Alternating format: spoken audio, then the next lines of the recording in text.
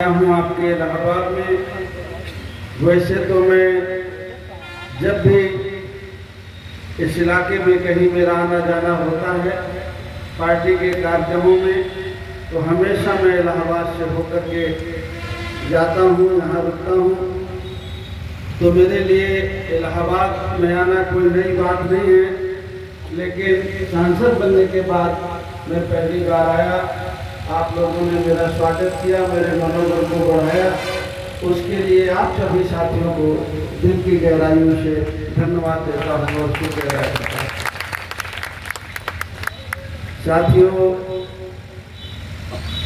जब लोकसभा का चुनाव आया तो हम लोग जन अधिकार पार्टी के माध्यम से तैयारी कर रहे थे आप सब लोगों के साथ में, लेकिन सच यही था कि हम लोगों की ऐसी स्थिति, ऐसी तैयारी नहीं थी कि हम लोग कोई बेहतर प्रदर्शन कर पाते। इसलिए सभी साथियों की राय बनी कि कुछ न कुछ हमें लोकसभा में फैसला लेना है, और जो गरीब और पिछड़े और दलित और माइनॉरिटी की बात करते हो, जो उनको हिस्सेदारी की बात करते हो, जो जाति जनगणना की बात करते हो, ऐसे संगठन को, ऐसी पार्टी को हमारा समर्थन होना चाहिए। हम लोगों ने देखा कि समाजवादी पार्टी के आदरणीय अध्यक्ष अखिलेश यादव जी वो पीडीए का नारा दे रहे थे।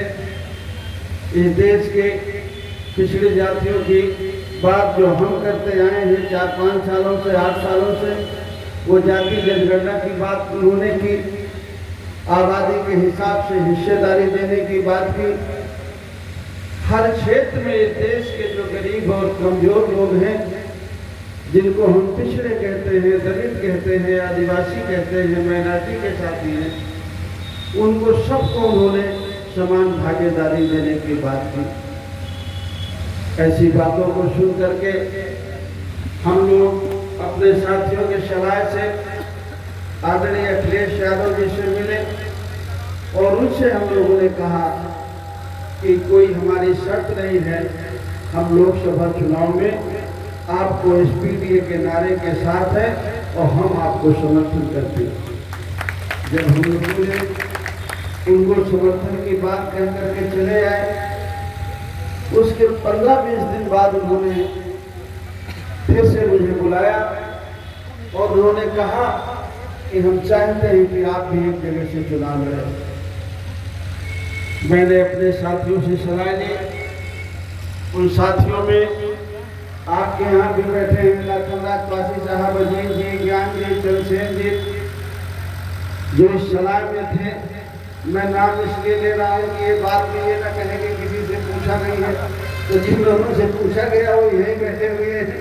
तो सब लोगों की सलाह से हम लोगों ने चुनाव लड़ने का फैसला लिया और चुनाव निशान साइकिल से हम लोग जौनपुर से लोकसभा का चुनाव लड़े।